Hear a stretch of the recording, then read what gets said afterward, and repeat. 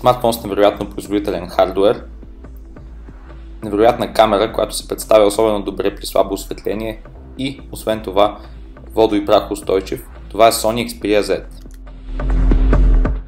Новият флагман на японската компания е първият топ-енд смартфон, който има прахо- и водоустойчив корпус. Преди да се спрем на най-отличителната черта на Xperia Z обаче, нека разгледаме корпус. От лявата страна откриваме слот за microSD карти памет и докинг конектор, а отгоре се намира, разбира се, покрит с капаче, жака за слушалки. От дясната страна откриваме бутони за усилване и намаляване на звука, бутон за отключване и заключване, както и слот за SIM карта и конектор за зарядно устройство. На гърба на смартфона виждаме 13 мегапикселовата камера, на която ще обърнем повече внимание малко по-късно във видеото. Предната камера е с резолюция от 2 мегапиксела, а дисплеят е 5 инчов с резолюция от 1920 по 1080 пиксела. Както може да видите, екипът на Sony е направил някои модификации по Android Jelly Bean. На екрана в заключено състояние, например, имате бърз достъп до плеера и камерата. Лончерът, създаден от Sony за Xperia Z, е доста различен от този в чистата версия на Android Jelly Bean.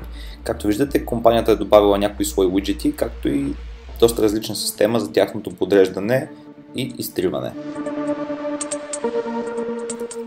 Визуални и функционални промени откриваме в почти всяко приложение на Xperia Z, дори в това за телефона. Както може да видите, екрана при входящо повикване също е променен и интерфейса за изпращане на съобщение преди затваряне също е доста различен. Като цяло, интерфейсните модификации на Sony са приятни и лесни за използване. Над дисплея виждаме малък и ненатрапчив RGB светодиод. Екранът на Xperia Z е страхотен.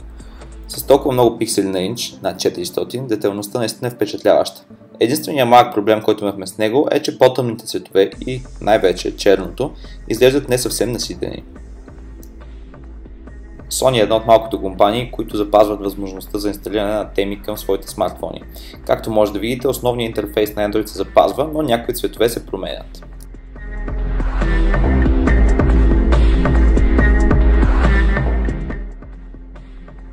Както винаги, японската компания разчита на своите допълнителни приложения, за да подобри изживяването на потребителите. Така, например, в Xperia Z ще видите приложенията Walkman, Album, Movies и Sony Select, с което може да видите какво инсталират вашите приятели. Виждаме и някои преки пътища в панела с нотификации.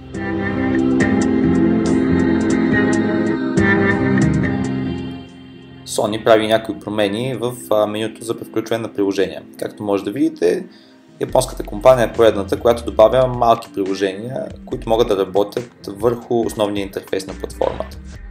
Похвално е, че може да инсталирате допълнителни такива от Play Store.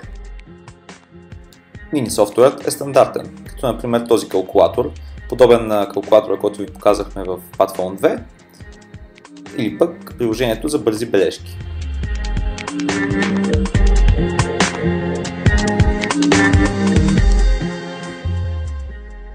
Нека видим колко бързо стартира Xperia Z и както винаги да проведем Quadrant Benchmark.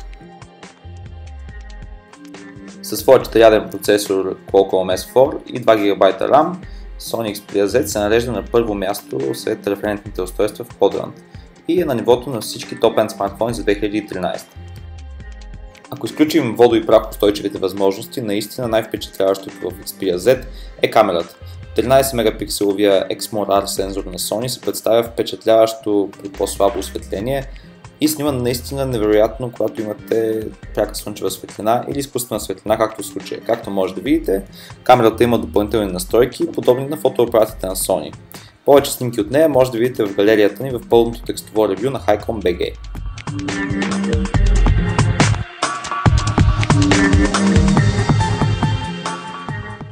Опасенията ни, че теста на водоустойчивостта на Xperia Z няма да протече добре, се оказаха на празни. Смартфонът продължи да звъни, да вибрира и дори да отчита докосвания на пръстите ни под вода.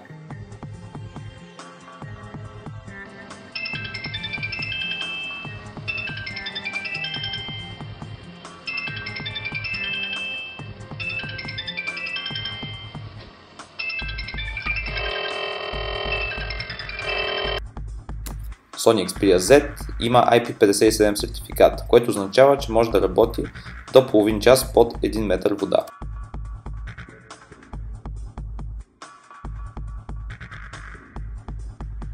За вас ли е Sony Xperia Z? Смартфонът има всички възможности, които бихте очаквали от Android Flagman през 2013, но освен това е напълно водо- и прахоизолиран. Към момента той е единственото подобно устройство на пазара и го препоръчваме горещо.